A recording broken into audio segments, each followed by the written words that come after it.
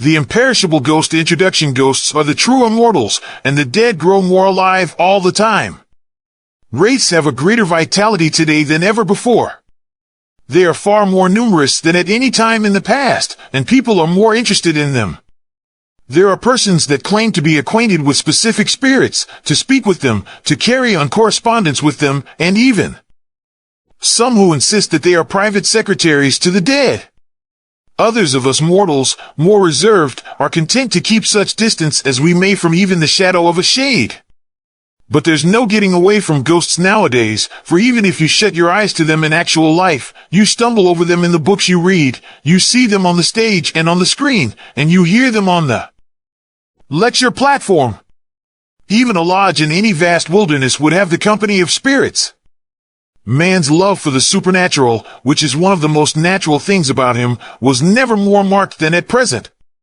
You may go ghosting in any company today, and all aspects of literature, novels, short stories, poetry, and drama alike reflect the shadeless spirit. The latest census of the haunting world shows a vast increase in population, which might be explained on various grounds. Life is so inconveniently complex nowadays, what with income taxes and other visitations of government, that it is hard for us to have the added risk of wraiths, but there's no escaping. Many persons of today are in the same mental state as one Mr. Boggs, told of in a magazine story, a rural gentleman who was agitated over spectral visitants. He had once talked at a séance with a speaker who claimed to be the spirit of his brother, Wesley Boggs, but who conversed only on blue suspenders, a subject not of vital interest to Wesley in the flesh. Still, Mr. Boggs reflected, "I'm not so darn sure." In answer to a suggestion regarding subliminal consciousness and dual personality as explanation of the strange things that come bolting into life, he said, "It's crawly any way you look at it. Ghosts inside you are as bad as ghosts outside you." There are others today who are not so darn sure.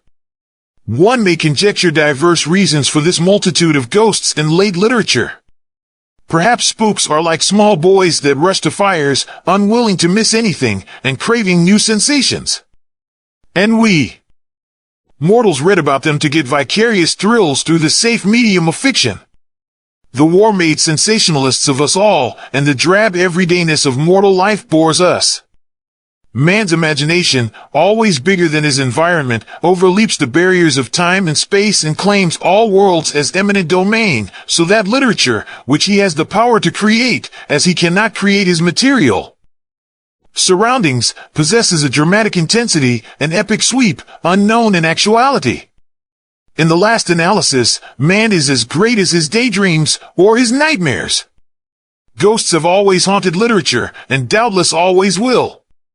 Specters seem never to wear out or to die, but renew their tissue both of person and of raiment in marvelous fashion, so that their number increases with a Malthusian relentlessness. We of today have the ghosts that haunted our ancestors, as well as our own modern revenants, and there's no earthly use trying to banish or exorcise them by such a simple thing as disbelief in them.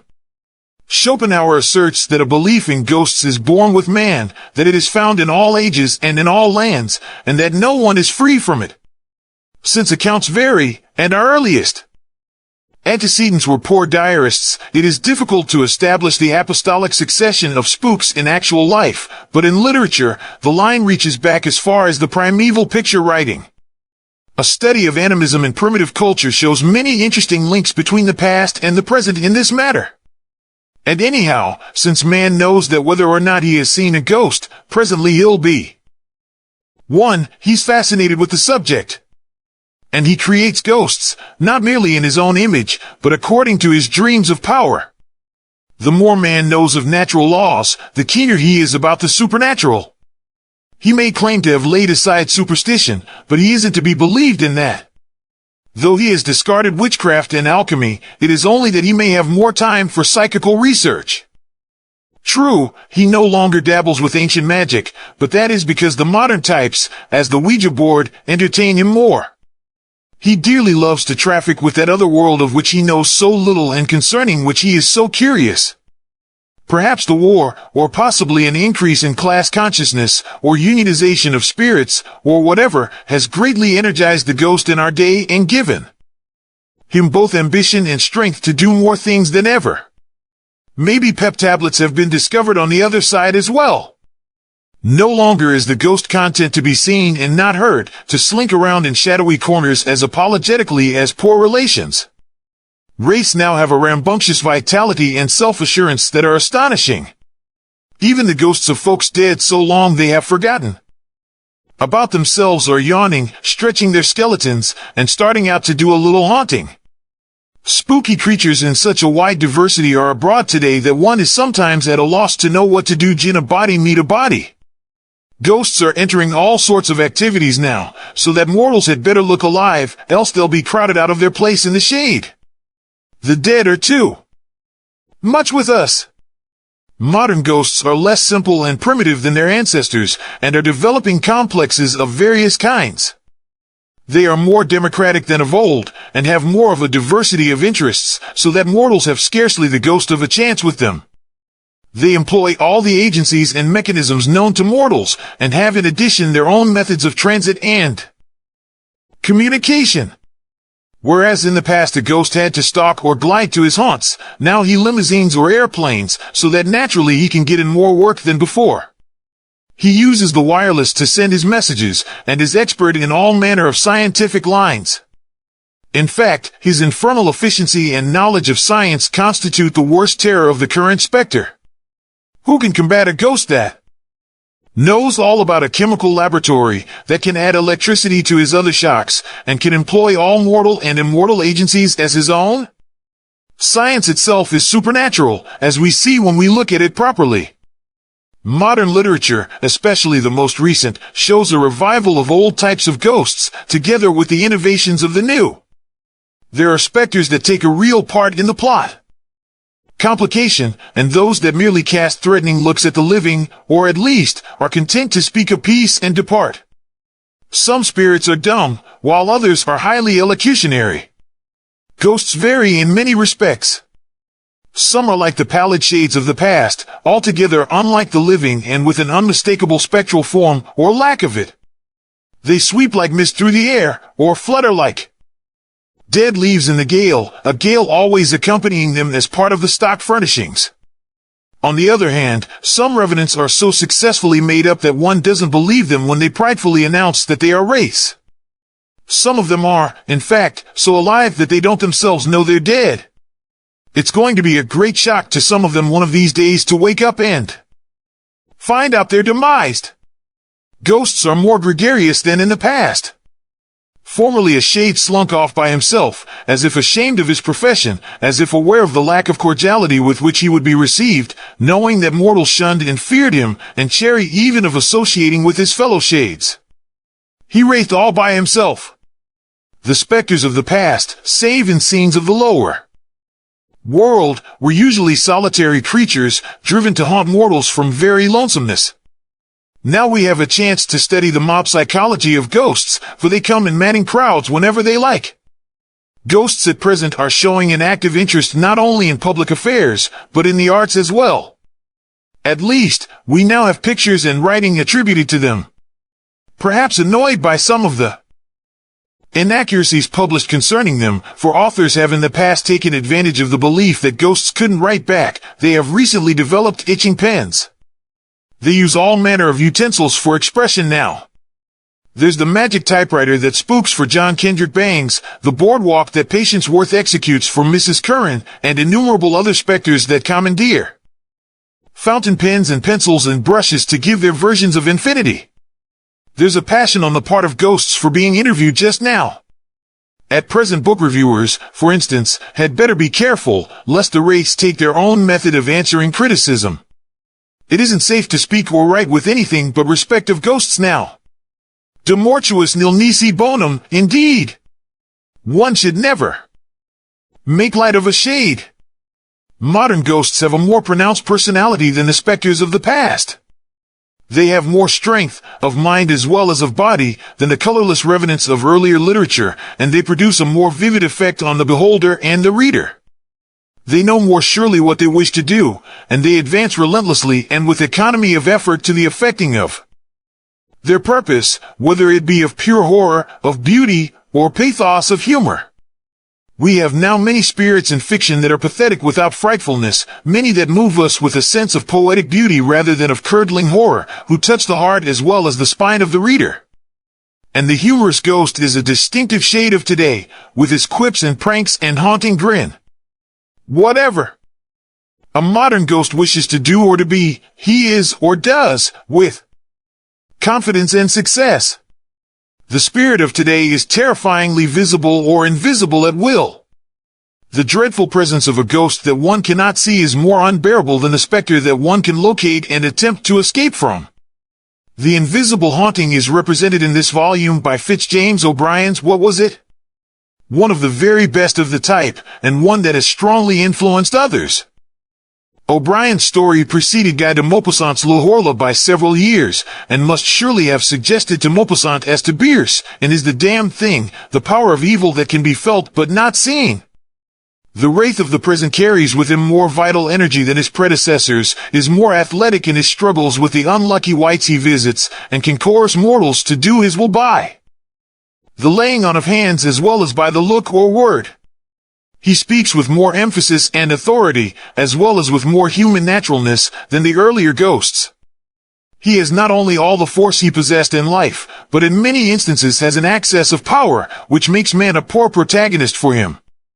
Algernon Blackwood's spirits of evil, for example, have a more awful potentiality than any living person could have, and their will to harm has been increased immeasurably by the accident of death.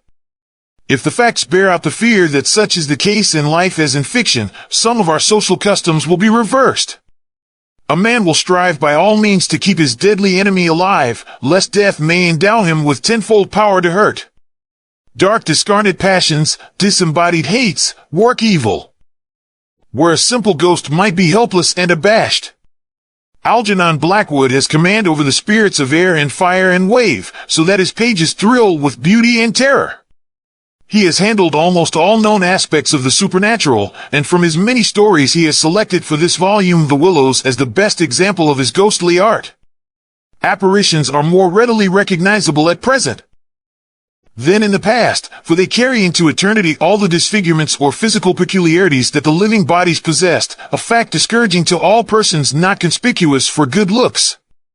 Freckles and warts, long noses and missing limbs distinguish the ghosts and aid in crucial identification.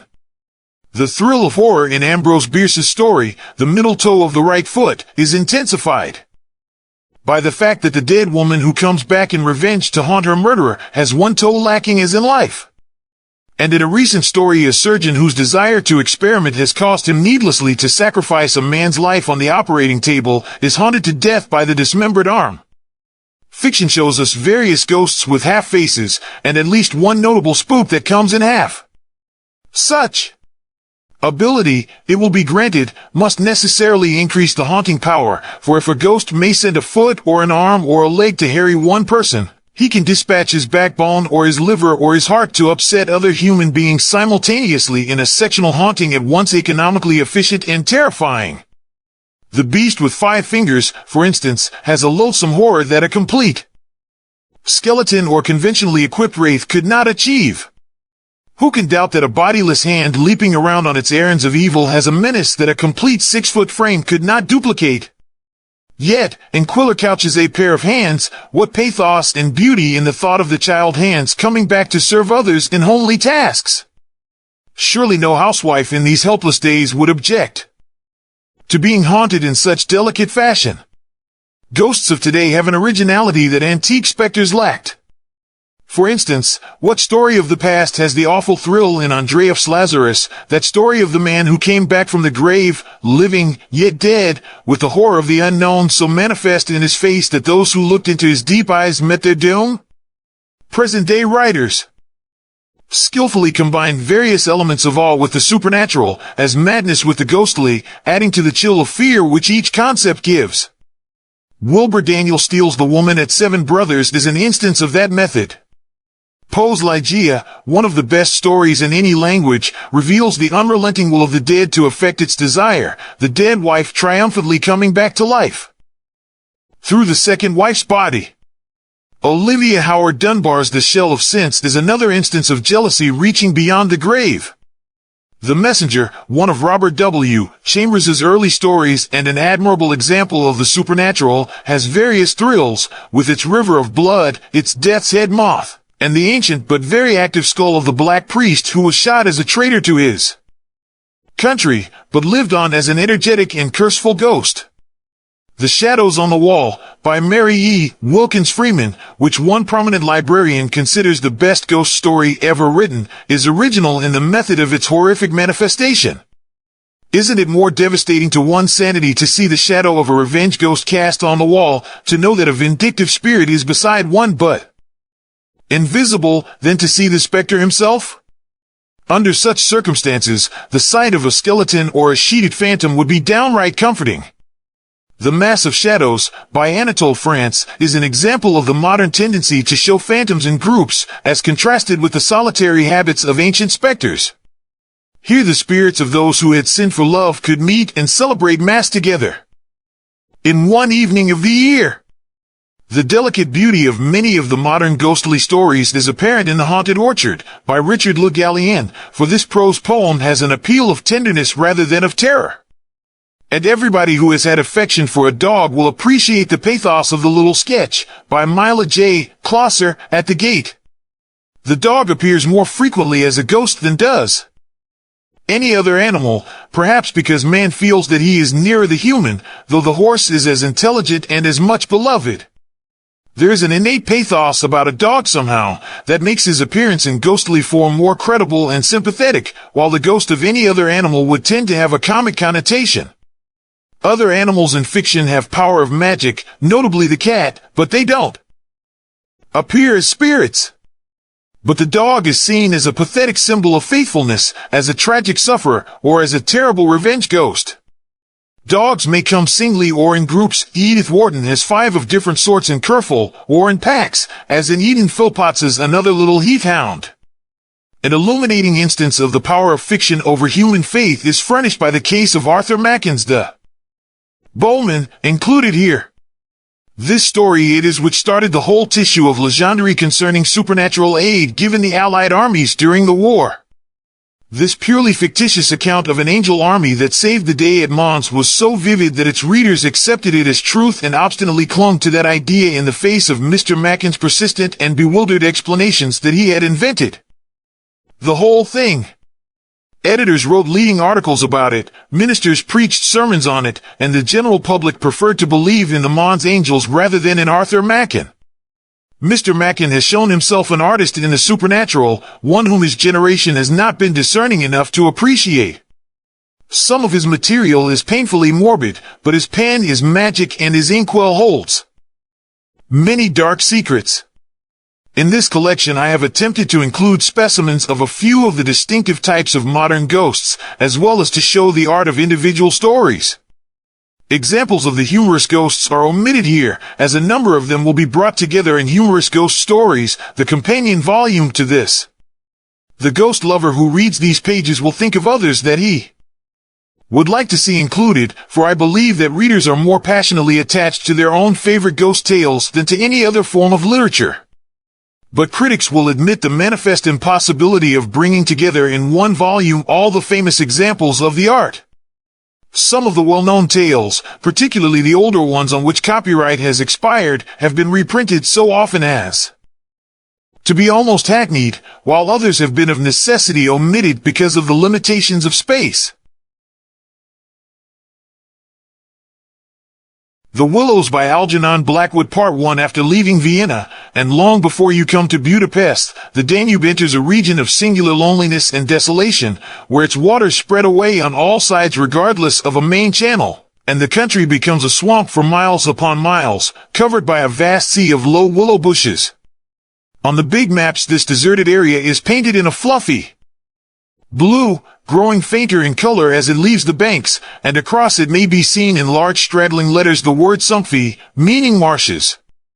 In high flood, this great acreage of sand, shingle beds, and willow-grown islands is almost topped by the water, but in normal seasons the bushes bend and rustle in the free winds, showing their silver leaves to the sunshine in an ever-moving plain of bewildering beauty.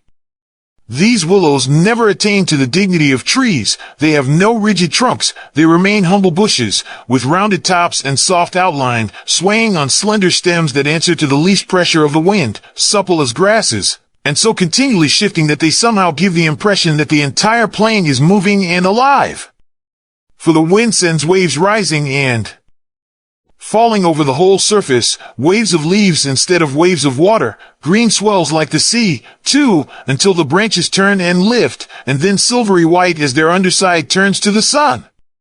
Happy to slip beyond the control of stern banks, the Danube here wanders about at will among the intricate network of channels intersecting the islands everywhere with broad avenues down which the waters pour with a shouting sound, making whirlpools, eddies, and foaming rapids, tearing at the sandy banks, carrying away masses of shore and willow clumps, and forming new islands innumerable which shift daily in size and shape and possess at best an impermanent life, since the flood time obliterates their very existence. Properly speaking, this fascinating part of the river's life begins soon. After leaving Pressburg, and we, in our Canadian canoe, with gypsy tent and frying pan on board, reached it on the crest of a rising flood about mid-July. That very same morning, when the sky was reddening before sunrise, we had slipped swiftly through still-sleeping Vienna, leaving it a couple of hours later a mere patch of smoke against the blue hills of the Wienerwald on the horizon. We had breakfasted below Fischermond under a grove of birch trees roaring in the wind, and had then swept on the tearing current past Orth, Hainburg, Petronell, the old Roman Carnuntum of Marcus Aurelius, and so under the frowning heights of the Ben on a spur of the Carpathians, where the march steals in quietly from the left and the frontier is crossed between Austria and Hungary. Racing along at 12 kilometers an hour soon took us well into Hungary, and the muddy waters, sure sign of flood, sent us aground on many a shingle bed, and twisted us like a cork in many a sudden belching whirlpool before the towers of Pressburg, Hungarian, Possany, showed against the sky, and then the canoe, leaping like a spirited horse, flew at top speed under the grey walls, negotiated safely the sunken chain of the Flegenbruck ferry, turned the corner sharply to the left, and plunged on yellow foam into the wilderness of islands, sand banks, and swamp land beyond, the land of the Willows. The change came suddenly, as when a series of bioscope pictures snaps down on the streets of a town and shifts without warning into the scenery of lake and forest. We entered the land of desolation on wings, and in less than half an hour there was neither boat nor fishing hut nor red roof, nor any single sign of human habitation and civilization within sight. The sense of remoteness from the world of humankind, the utter isolation, the fascination of this singular world of willows, winds, and waters, instantly laid its spell upon us both, so that we allowed laughingly to one another that we ought by rights to have held some special kind of passport to admit us, and that we had, somewhat audaciously, come without asking leave into a separate little kingdom of wonder and magic, a kingdom that was reserved for the use of others who had a right to it, with everywhere unwritten warnings to trespassers for those who had the imagination to discover them. Though still early in the afternoon, the ceaseless buffetings of a most tempestuous wind made us feel weary, and we at once began casting about for a suitable camping ground for the night. But the bewildering character of the islands made landing difficult. The swirling flood carried us inshore and then swept us out again. The willow branches tore our hands as we seized them to stop the canoe, and we pulled many a yard of sandy bank into the water before at length we shot with a great sideways blow from the wind into a backwater and managed to beach the bows in a cloud of spray.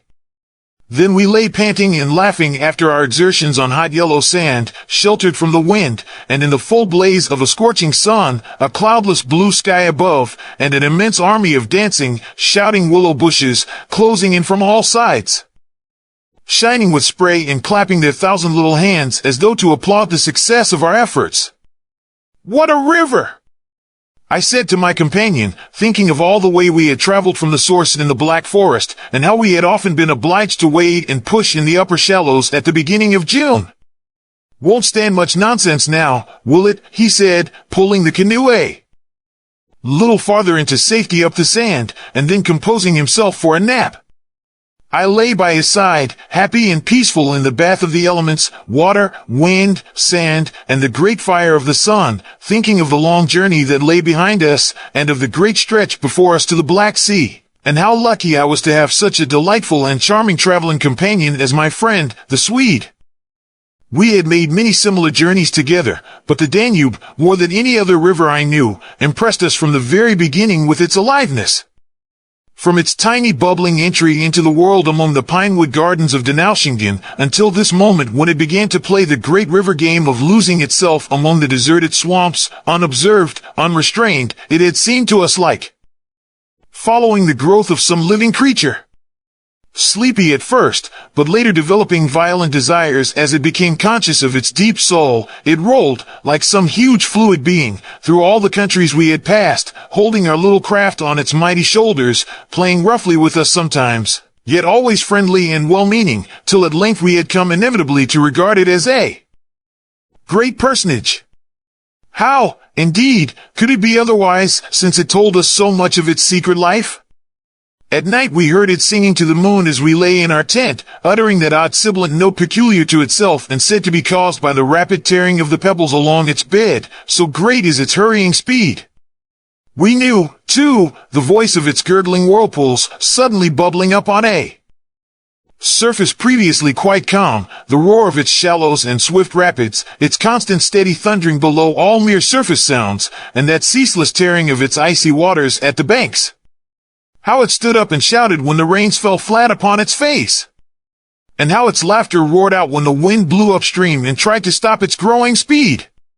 We knew all its sounds and voices, its tumblings and foamings, its unnecessary splashing against the bridges, that self-conscious chatter when there were hills to look on, the affected dignity of its speech when it passed through the little towns, far too important to laugh, and all these faint, sweet whisperings when the sun caught it fairly in some slow curve and poured down upon it till the steam rose.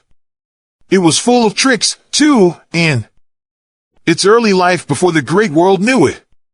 There were places in the upper reaches among the Swabian forests, when yet the first whispers of its destiny had not reached it, where it elected to disappear through holes in the ground, to appear again on the other side of the porous limestone hills and start a new river with another name, leaving, too, so little water in its own bed that we had to climb out and wade and push the canoe through miles of shallows. And a chief pleasure, in those early days of its irresponsible youth, was to lie low, like Burr Fox, just before the little turbulent tributaries came to join it from the Alps, and to refuse to acknowledge them when in, but to run for miles side by side. The dividing line well marked, the very levels different, the Danube utterly declining to recognize the newcomer. Below Passau, however, it gave up this particular trick, for there the Inn comes in with a thundering power impossible to ignore, and so pushes and incommodes the parent river that there is hardly room for them in the long twisting gorge that follows, and the Danube is shoved this way and that against the cliffs, and forced to hurry itself with great waves and much dashing to and fro in order to get through in time. And during the fight our canoe slipped down from its shoulder to its breast, and had the time of its life among the struggling waves. But the Inn taught the old river a lesson, and after Passau it no longer pretended to ignore new arrivals.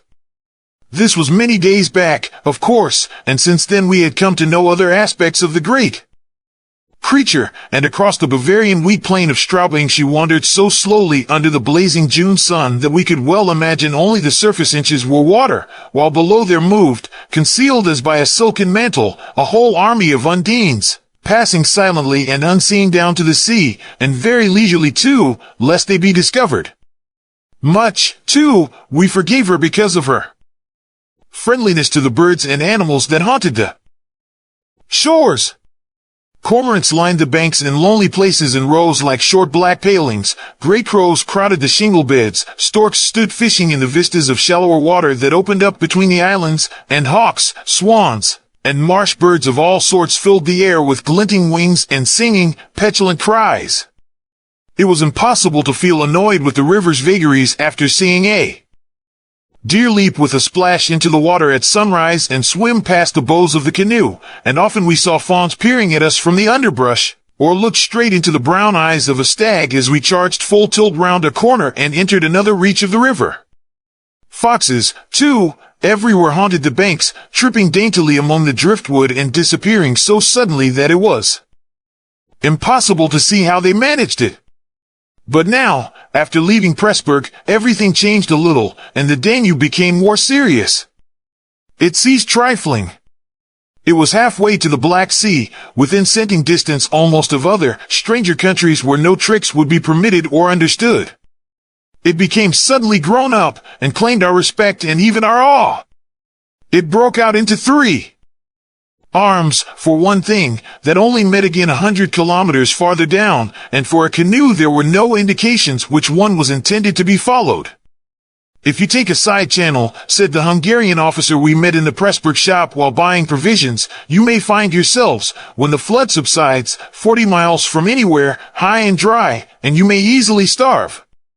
There are no people, no farms, no fishermen. I warn you not to continue. The river, too, is still rising, and this wind will increase." The rising river did not alarm us in the least, but the matter of being left high and dry by a sudden subsidence of the waters might be serious, and we had consequently laid in an extra stock of provisions. For the rest, the officer's prophecy held true, and the wind, blowing down a perfectly clear sky, increased steadily till it reached the dignity of a westerly gale. It was earlier than usual when we camped, for the sun was a good hour or two from the horizon, and leaving my friend still asleep on the hot sand, I wandered about in desultory examination of our hotel. The island, I found, was less than an acre in extent, a mere sandy bank standing some 2 or 3 feet above the level of the river.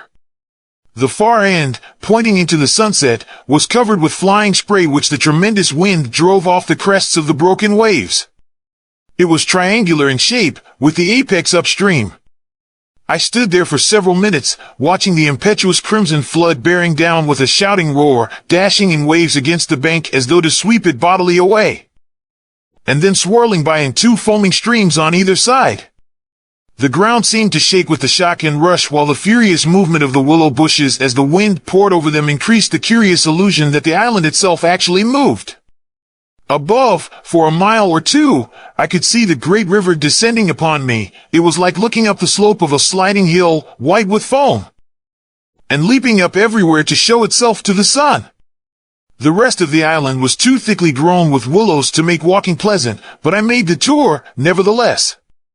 From the lower end the light, of course, changed, and the river looked dark and angry.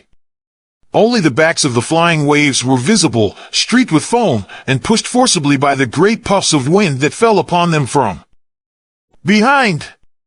For a short mile it was visible, pouring in and out among the islands, and then disappearing with a huge sweep into the willows, which closed about it like a herd of monstrous antediluvian creatures crowding down to drink. They made me think of gigantic sponge-like growths that sucked the river up into themselves. They caused it to vanish from sight. They herded there together in such overpowering numbers. Altogether it was an impressive scene, with its utter loneliness, its bizarre suggestion, and as I gazed, long and curiously, a singular emotion began to stir somewhere in the depths of me. Midway in my delight of the wild beauty, there crept unbidden and unexplained, a curious feeling of disquietude, almost of alarm. A rising river, perhaps, always suggests something of the ominous. Many of the little islands I saw before me would probably have been swept away by the morning. This resistless, thundering flood of water touched a sense of awe. Yet I was aware that my uneasiness lay deeper far than the emotions of awe and wonder. It was not that I felt, nor had it directly to do with the power of the driving wind, this shouting hurricane that might almost carry up a few acres of willows into the air and scatter them like so much chaff over the landscape. The wind was simply enjoying itself, for nothing rose out of the flat landscape to stop it, and I was conscious of sharing its great game with a kind of pleasurable excitement. Yet this novel emotion had nothing to do with the wind. Indeed, so vague was the sense of distress I experienced, that it was Impossible to trace it to its source and deal with it accordingly, though I was aware somehow that it had to do with my realization of our utter insignificance before this unrestrained power of the elements about me. The huge grown river had something to do with it too, a vague, unpleasant idea that we had somehow trifled with these great elemental forces in whose power we lay helpless every hour of the day and night. For here, indeed, they were gigantically at play together, and the sight appealed to the imagination. But my emotion, so far as I could understand it, seemed to attach itself more particularly to the willow bushes, to these acres and acres of willows, crowding, so thickly growing there, swarming everywhere the eye could reach, pressing upon the river as though to suffocate it, standing in dense array mile after mile beneath the sky, watching, waiting, listening. And, apart quite from the elements, the willows connected themselves subtly with my malaise, attacking the mind insidiously somehow by reason of their vast numbers, and contriving in some way or other to represent to the imagination a new and mighty power, a power, moreover, not altogether friendly to us. Great revelations of nature, of course, never fail to impress in one way or another, and I was no stranger to moods of the kind. Mountains overawe and oceans terrify, while the mystery of great forests exercises a spell peculiarly its own. But all these, at one point or another, somewhere link on intimately with human life and human experience. They stir comprehensible, even if alarming, emotions. They tend on the whole to exalt. With this multitude of willows, however, it was something far different, I felt. Some essence emanated from them that besieged the heart. A sense of awe awakened, true, but of awe touched somewhere by a vague terror.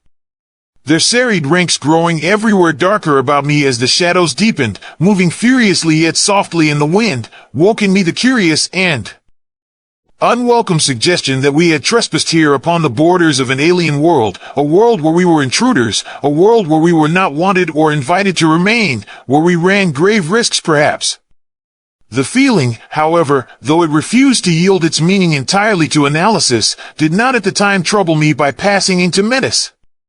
Yet it never left me quite, even during the very practical business of putting up the tent in a hurricane of wind and building a fire for the stew pot.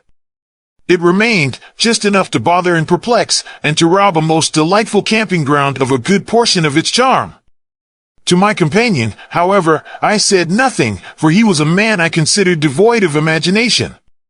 In the first place, I could never have explained to him what I meant, and in the second, he would have laughed stupidly at me if I had.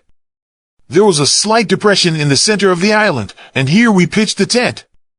The surrounding willows broke the wind a bit. A poor camp, observed the imperturbable Swede when at last the tent stood upright, no stones and precious little firewood. I'm for moving on early tomorrow, This sand won't hold anything. But the experience of a collapsing tent at midnight had taught us many devices, and we made the cozy gypsy house as safe as possible, and then set about collecting a store of wood to last till bedtime. Willow bushes dropped no branches, and driftwood was our only source of supply. We hunted the shores pretty thoroughly. Everywhere the banks were crumbling as the rising flood tore at them and carried away great portions with a splash and a gurgle. The island's much smaller than when we landed, said the accurate Swede. It won't last long at this rate. We'd better drag the canoe close to the tent and be ready to start at a moment's notice. I shall sleep in my clothes. He was a little distance off, climbing along the bank, and I heard his rather jolly laugh as he spoke. By Jove! I heard him call, a moment later, and turned to see what had caused his exclamation, but for the moment he was hidden by the willows, and I could not find him. What in the world's this? I heard him cry again, and this time his voice had become serious. I ran up quickly and joined him. On the bank. He was looking over the river, pointing at something in the water. Good heavens, it's a man's body, he cried excitedly. Look! A black thing, turning over and over in the foaming waves, swept rapidly past. It kept disappearing and coming up to the surface again. It was about 20 feet from the shore, and just as it was opposite to where we stood it lurched round and looked straight at us. We saw its eyes reflecting the sunset and gleaming an odd yellow as the body turned over. Then it gave a swift, gulping plunge and dived out of sight in a flash. An otter, by gad, we exclaimed in the same breath, laughing. It was an otter, alive, and out on the hunt, yet it had looked exactly like the body of a drowned man turning helplessly in the current. Far below it came to the surface once again, and we saw its black skin, wet and shining in the sunlight. Then, too, just as we turned back, our arms full of driftwood, another thing happened to recall us to the river bank. This time it really was a man, and what was more, a man in a boat. Now a small boat on the Danube was an unusual sight at any time, but here in this deserted region, and at flood time, it was so unexpected as to constitute a real event. We stood and stared. Whether it was due to the slanting sunlight or the refraction from the wonderfully illumined water, I cannot say, but, whatever the cause, I found it difficult to focus my sight properly upon the flying apparition. It seemed, however, to be a man standing upright in a sort of flat-bottomed boat, steering with a long oar, and being carried down the opposite shore at a tremendous pace. He apparently was looking across in our direction, but the distance was too great and the light too uncertain for us to make out very plainly what he was about. It seemed to me that he was gesticulating and making signs at us. His voice came across the water to us shouting something furiously, but the wind drowned it so that no single word was audible. There was something curious about the whole appearance, man, boat, signs, voice, that made an impression on me out of all proportion to its cause. He's crossing himself, I cried. Look, he's making the sign of the cross. I believe you're right, the Swede said, shading his eyes with his hand and watching the man out of sight. He seemed to be gone in a moment, melting away down there into the sea of willows where the sun caught them in the bend of the river and turned them into a great crimson wall of beauty. Mist, too, had begun to rise, so that the air was hazy.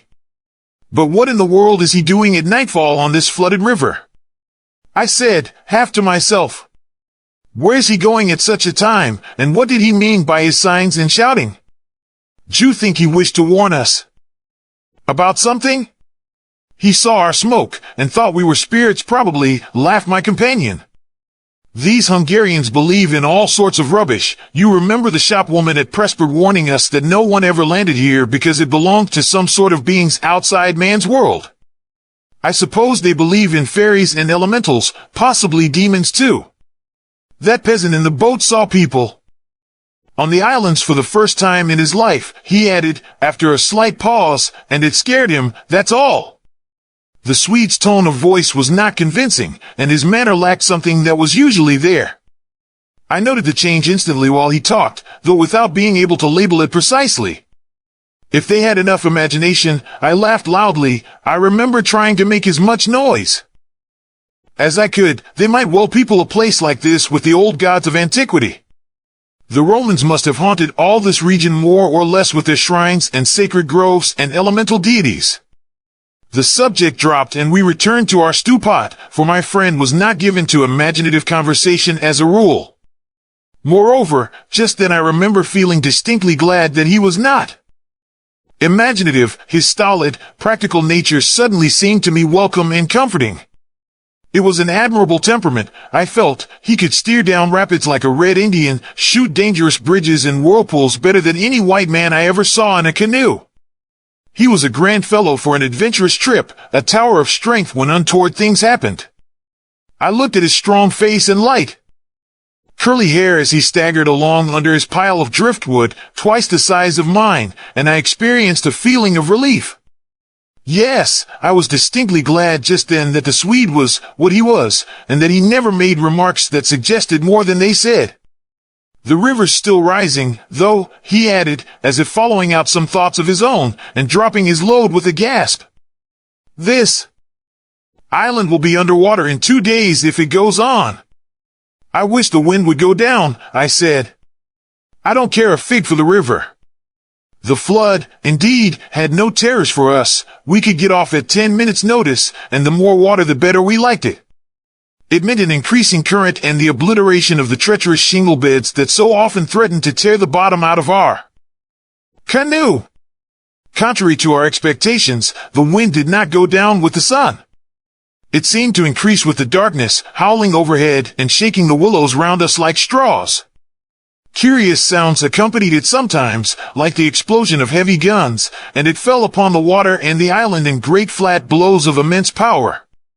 It made me think of the sounds a planet must make, could we only hear it, driving along through space. But the sky kept wholly clear of clouds, and soon after supper the full moon rose up in the east and covered the river and the plain of shouting willows with a light like the day. We lay on the sandy patch beside the fire, smoking, listening to the noises of the night round us, and talking happily of the journey we had already made, and of our plans ahead. The map lay spread in the door of the tent, but the high wind made it hard to study, and presently we lowered the curtain and extinguished the lantern. The firelight was enough to smoke and see each other's faces by, and the sparks flew about overhead like fireworks. A few yards beyond, the river gurgled and hissed, and from time to time a heavy splash announced the falling away of further portions of the bank. Our talk, I noticed, had to do with the faraway scenes and incidents of our first camps in the Black Forest, or of other subjects altogether remote from the present setting, for neither of us spoke of the actual moment more than was necessary, almost as though we had agreed tacitly to avoid discussion of the camp and its incidents. Neither the otter nor the boatman, for instance, received the honor of a single mention, though ordinarily these would have furnished discussion for the greater part of the evening. They were, of course, distinct events in such a place. The scarcity of wood made it a business to keep the fire going, for the wind, that drove the smoke in our faces wherever we sat, helped at the same time to make a forced draught. We took it in turn to make foraging expeditions into the darkness, and the quantity the Swede brought back always made me feel that he took an absurdly long time finding it, for the fact was I did not care much about being left alone. And yet it always seemed to be my turn to grub about among the bushes or scramble along the slippery banks in the moonlight. The long day's battle with wind and water, such wind and such water, had tired us both, and an early bed was the obvious program. Yet neither of us made the move for the tent. We lay there, tending the fire, talking in desultory fashion, peering about us into the dense willow bushes, and listening to the thunder of wind and river. The loneliness of the place had entered our very bones, and silence seemed natural, for after a bit the sound of our voices became a trifle unreal and forced. Whispering would have been the fitting mode of communication, I felt, and the human voice, always rather absurd amid the roar of the elements, now carried with it something almost illegitimate. It was like talking out loud in church, or in some place where it was not lawful, perhaps not quite safe, to be overheard. The eeriness of this lonely island, set among a million willows, swept by a hurricane, and surrounded by hurrying deep waters, touched us both, I fancy. Untrodden by man, almost unknown to man, it lay there beneath the moon, remote from human influence, on the frontier of another world, an alien world, a world tenanted by willows only and the souls of willows. And we, in our rashness, had dared to invade it, even to make use of it. Something more than the power of its mystery stirred in me as I lay on the sand, feet to fire, and peered up through the leaves at the stars. For the last time I rose to get firewood. When this is burned up, I said firmly, I shall turn in, and my companion watched me lazily as I moved off into the surrounding shadows. For an unimaginative man, I thought he seemed unusually receptive that night, unusually open to suggestion of things other than sensory. He too was touched by the beauty and loneliness of the place. I was not altogether pleased, I remember, to recognize this slight change in him, and instead of immediately collecting sticks, I made my way to the far point of the island where the moonlight on plain and river could be seen to better advantage. The desire to be alone had come suddenly upon me. My former dread returned in force. There was a vague feeling in me I wished to face and probe to the bottom. When I reached the point of sand jetting out among the waves, the spell of the place descended upon me with a positive shock. No mere scenery could have produced such an effect. There was something more here, something to alarm. I gazed across the waste of wild waters. I watched the whispering willows. I heard the ceaseless beating of the tireless wind, and, one and all, each in its own way, stirred in me this sensation of a strange distress. But the willows especially, for ever they went on chattering and talking among themselves, laughing a little, shrilly crying out, sometimes sighing, but what it was they made so much to do about belonged to the secret life of the great plain they inhabited. And it was utterly alien to the world I knew, or to that of the wild yet kindly elements. They made me think of a host of beings from another plane of life, another evolution altogether, perhaps, all discussing a mystery known only to themselves. I watched them moving busily together, oddly shaking their big bushy heads, twirling their myriad leaves even when there was no wind. They moved of their own will as though alive. And they touched, by some incalculable method, my own keen sense of the horrible. There they stood in the moonlight, like a vast army surrounding our camp, shaking their innumerable silver spears defiantly, formed all ready for an attack. The psychology of places, for some imaginations at least, is very vivid. For the wanderer, especially, camps have their note either of welcome or rejection. At first it may not always be apparent, because the busy preparations of tent and cooking prevent, but with the first pause, after supper usually, it comes and announces itself. And the note of this willow camp now became unmistakably plain to me. We were interlopers, trespassers, we were not welcomed. The sense of unfamiliarity grew upon me as I stood there watching. We touched the frontier of a region where our presence was resented. For a night's lodging we might perhaps be tolerated, but for a prolonged and inquisitive stay, no. By all the gods of the trees and the wilderness, no. We were the first human influences upon this island, and we were not wanted. The willows were against us. Strange thoughts like these, bizarre fancies, born I know not whence, found lodgment in my mind as I stood listening.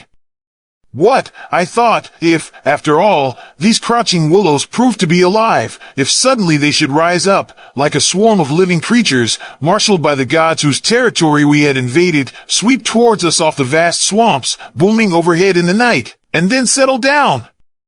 As I looked, it was so easy to imagine they actually moved, crept nearer, retreated a little.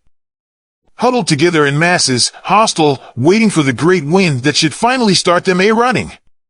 I could have sworn their aspect changed a little, and their ranks deepened and pressed more closely together. The melancholy shrill cry of a night bird sounded overhead, and suddenly I nearly lost my balance as the piece of bank I stood upon fell with a great splash into the river, undermined by the flood. I stepped back just in time, and went on hunting for firewood again, half laughing at the odd fancies that crowded so thickly into my mind and cast their spell upon me. I recall the Swede's remark about moving on next day, and I was just thinking that I fully agreed with him, when I turned with a start and saw the subject of my thoughts standing immediately in front of me. He was quite close. The roar of the elements had covered his approach. "You've been gone so long," he shouted above the wind, "I thought something must have happened to you." But there was that in his tone, and a certain look in his face as well, that conveyed to me more than his actual words, and in a flash I understood the real reason for his coming. It was because the spell of the place had entered his soul too, and he did not like being alone. "River still rising," he cried, pointing to the flood in the moonlight, and the wind simply awful. He always said the same things, but it was the cry for companionship that gave the real importance to his words. "Lucky," I cried back, "our tent's in the hollow. I think it'll hold all right." I added something about the difficulty of finding wood in order to explain my absence, but the wind caught my words and flung them across the river, so that he did not hear, but just looked at me through the branches, nodding his head. "Lucky if we get away without disaster," he shouted, or words to that effect, and I remember feeling half angry with him for putting the thought into words, for it was exactly what I felt myself. There was disaster impending somewhere, and the sense of presentiment lay unpleasantly upon me. We went back to the fire and made a final blaze, poking it up with our feet. We took a last look round. But for the wind, the heat would have been unpleasant. I put this thought into words, and I remember my friend's reply struck me oddly, that he would rather have the heat, the ordinary July weather, than this diabolical wind. Everything was snug for the night, the canoe lying turned over beside the tent, with both yellow paddles beneath her, the provision sack hanging from a willow stem, and the washed-up dishes removed to a safe distance from the fire, all ready for the morning meal. We smothered the embers of the fire with sand, and then turned in. The flap of the tent door was up, and I saw the branches and the stars and the white moonlight. The shaking willows and the heavy buffetings of the wind against our top little house were the last things I remembered as sleep came down and covered all with its soft and delicious forgetfulness. Suddenly I found myself lying awake, peering from my sandy mattress through the door of the tent. I looked at my watch pinned against the canvas, and saw by the bright moonlight that it was past 12 o'clock, the threshold of a new day, and I had therefore slept a couple of hours. The Swede was asleep still beside me. The wind howled as before something plucked at my heart and made me feel afraid. There was a sense of disturbance in my immediate neighborhood. I sat up quickly and looked out. The trees were swaying violently to and fro as the gusts smote them, but our little bit of green canvas lay snugly safe in the hollow, for the wind passed over it without meeting enough resistance to make it vicious. The feeling of disquietude did not pass, however, and I crawled quietly out of the tent to see if our belongings were safe. I moved carefully so as not to waken my companion. A curious excitement was on me. I was halfway out, kneeling on all fours, when my eye first took in that the tops of the bushes opposite, with their moving tracery of leaves, made shapes against the sky. I sat back on my haunches and stared. It was incredible, surely, but there, opposite and slightly above me, were shapes of some indeterminate sort among the willows, and as the branches swayed in the wind they seemed to group themselves about these shapes, forming a series of monstrous outlines that shifted rapidly beneath the moon. Close, about 50 feet in front of me, I saw these things. My first instinct was to waken my companion that he too might see them, but something made me hesitate, the sudden realization, probably, that I should not welcome corroboration, and meanwhile I crouched there staring in amazement with smarting eyes. I was wide awake. I remember saying to myself that I was not dreaming. They first became properly visible, these huge figures, just within the tops of the bushes, immense bronze-colored, moving, and wholly independent of the swaying of the branches. I saw them plainly and noted, now I came to examine them more calmly, that they were very much larger than human, and indeed that something in their appearance proclaimed them to be not human at all. Certainly they were not merely the moving tracery of the branches against the moonlight. They shifted independently. They rose upwards in a continuous stream from earth to sky, vanishing utterly as soon as they reached the dark of the sky. They were interlaced one with another, making a great column, and I saw their limbs and huge bodies melting in and out of each other, forming this serpentine line that bent and swayed and twisted spirally with the contortions of the wind-tossed trees. They were nude, fluid shapes, passing up the bushes, within the leaves almost, rising up in a living column into the heavens. Their faces I never could see. Unceasingly they poured upwards, swaying in great bending curves, with a hue of dull bronze upon their skins. I stared, trying to force every atom of vision from my eyes. For a long time I thought they must every moment disappear and resolve themselves into the movements of the branches and prove to be an optical illusion. I searched everywhere for a proof of reality, when all the while I understood quite well that the standard of reality had changed. For the longer I looked, the more certain I became that these figures were real and living, though perhaps not according to the standards that the camera and the biologist would insist upon. Far from feeling fear, I was possessed with a sense of awe and wonder such as I have never known. I seemed to be gazing at the personified elemental forces of this haunted and primeval region. Our intrusion had stirred the powers of the place into activity. It was we who were the cause of the disturbance, and my brain filled to bursting with stories and legends of the spirits and deities of places that have been acknowledged and worshipped by man in all ages of the world's history.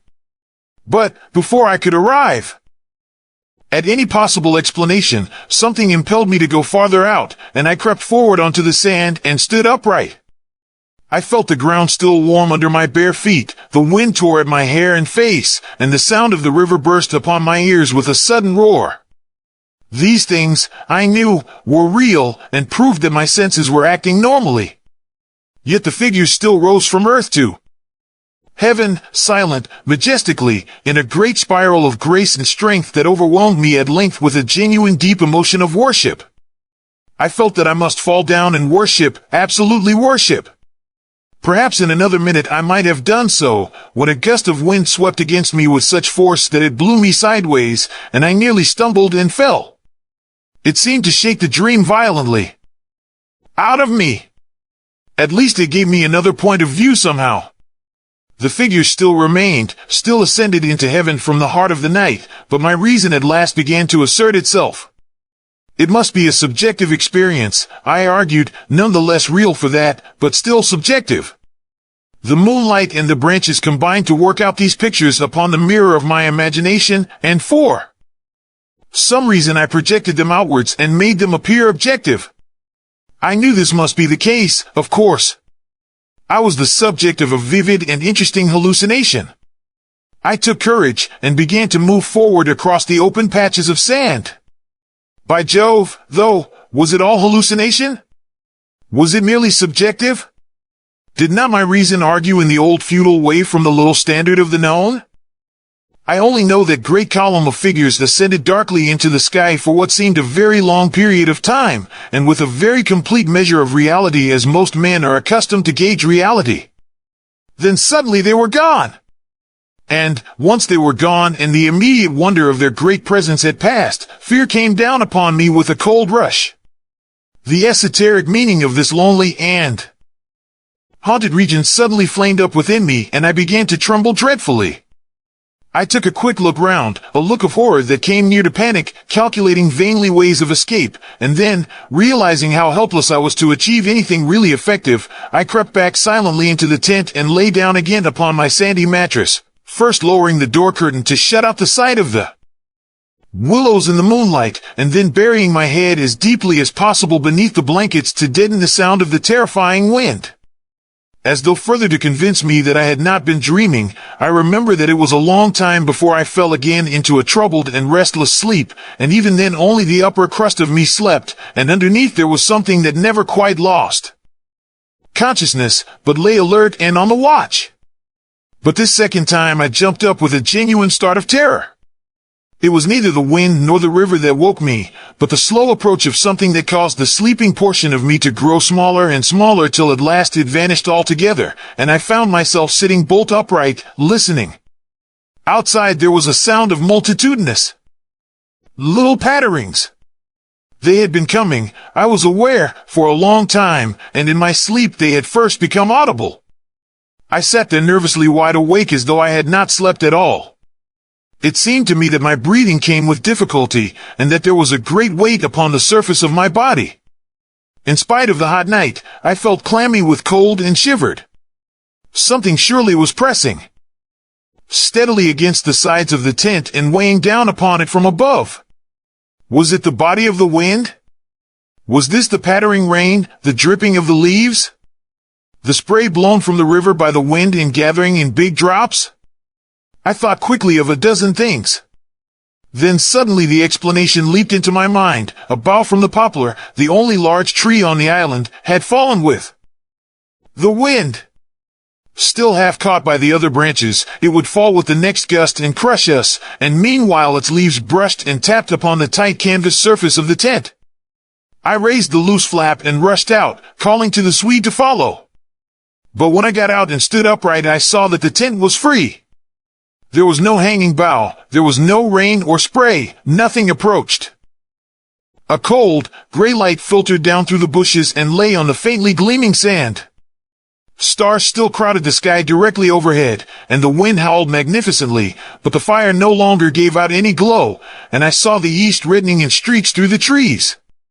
Several hours must have passed since I stood there before, watching the ascending figures, and the memory of it now came back to me horribly, like an evil dream. Oh, how tired it made me feel, that ceaseless raging wind! Yet, though the deep lassitude of a sleepless night was on me, my nerves were tingling with the activity of an equally tireless apprehension, and all idea of repose was out of the question.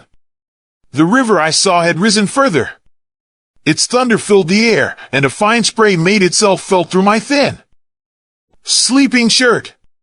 Yet nowhere did I discover the slightest evidences of anything to cause alarm. This deep, prolonged disturbance in my heart remained wholly unaccounted for. My companion had not stirred when I called him, and there was no need to waken him now. I looked about me carefully, noting everything: the turned-over canoe, the yellow paddles, 2 of them, I'm certain, the provision sack and the extra lantern hanging together from the tree, and, crowding everywhere about me, enveloping all, the willows, those endless, shaking willows. A bird uttered its morning cry, and a string of duck passed with whirring flight overhead in the twilight. The sand whirled, dry and stinging, about my bare feet in the wind. I walked round the tent and then went out a little way into the bush, so that I could see across the river to the farther landscape, and the same profound yet indefinable emotion of distress seized upon me again as I saw the interminable sea of bushes stretching to the horizon, looking ghostly and unreal in the wan light of dawn. I walked softly here and there, still puzzling over that odd sound of infinite pattering, and of that pressure upon the tent that had wakened me. It must have been the wind, I reflected, the wind beating upon the loose, hot sand, driving the dry particles smartly against the taut canvas, the wind dropping heavily upon our fragile roof. Yet all the time my nervousness and malaise increased appreciably. I crossed over to the farther shore and noted how the coastline had altered in the night, and what masses of sand the river had torn away. I dipped my hands and feet into the cool current and bathed my forehead. Already there was a glow of sunrise in the sky and the exquisite freshness of coming day. On my way back I passed purposely beneath the very bushes where I had seen the column of figures rising into the air, and midway among the clumps I suddenly found myself overtaken by a sense of vast terror. From the shadows a large figure went swiftly by. Someone passed me, as sure as ever man did. It was a great staggering blow from the wind that helped me forward again, and once out in the more open space, the sense of terror diminished strangely. The winds were about and walking, I remember saying to myself, for the winds often move like great presences under the trees. And altogether the fear that hovered about me was such an unknown and immense kind of fear, so unlike anything I had ever felt before, that it woke a sense of awe and wonder in me that did much to counteract its worst effects, and when I reached a high point in the middle of the island from which I could see the wide stretch of river, crimson in the sunrise, the whole magical beauty of it all was so overpowering that a sort of wild yearning woke in me and almost brought a cry up into the throat. But this cry found no expression, for as my eyes wandered from the plain beyond to the island round me and noted our little tent half hidden among the willows, a dreadful discovery leaped out at me, compared to which my terror of the walking winds seemed as nothing at all. For a change, I thought, had somehow come about in the arrangement of the landscape. It was not that. My point of vantage gave me a different view, but that an alteration had apparently been effected in the relation of the tent to the willows, and of the willows to the tent. Surely the bushes now crowded much closer, unnecessarily, unpleasantly close. They had moved nearer. Creeping with silent feet over the shifting sands, drawing imperceptibly nearer by soft, unhurried movements, the willows had come closer during the night. But had the wind moved them, or had they moved of themselves? I recalled the sound of infinite small patterings and the pressure upon the tent and upon my own heart that caused me to wake in terror. I swayed for a moment in the wind like a tree, finding it hard to keep my upright position on the sandy hillock. There was a suggestion here of personal agency, of deliberate intention, of aggressive hostility, and it terrified me into a sort of rigidity. Then the reaction followed quickly. The idea was so bizarre, so absurd, that I felt inclined to laugh. But the laughter came no more readily than the cry, for the knowledge that my mind was so receptive to such dangerous imaginings brought the additional terror that it was through our minds and not through our physical bodies that the attack would come, and was coming. The wind buffeted me about, and, very quickly it seemed, the sun came up over the horizon, for it was after 4 o'clock, and I must have stood on that little pinnacle of sand longer than I knew, afraid to come down at close quarters with the willows. I returned quietly, creepily, to the tent, first taking another exhaustive look round and, yes, I confess it, making a few measurements. I paced out on the warm sand the distances between the willows and the tent, making a note of the shortest distance particularly. I crawled stealthily into my blankets. My companion, to all appearances, still slept soundly, and I was glad that this was so. Provided my experiences were not corroborated, I could find strength somehow to deny them, perhaps. With the daylight, I could persuade myself that it was all a subjective hallucination, a fantasy of the night, a projection of the excited imagination.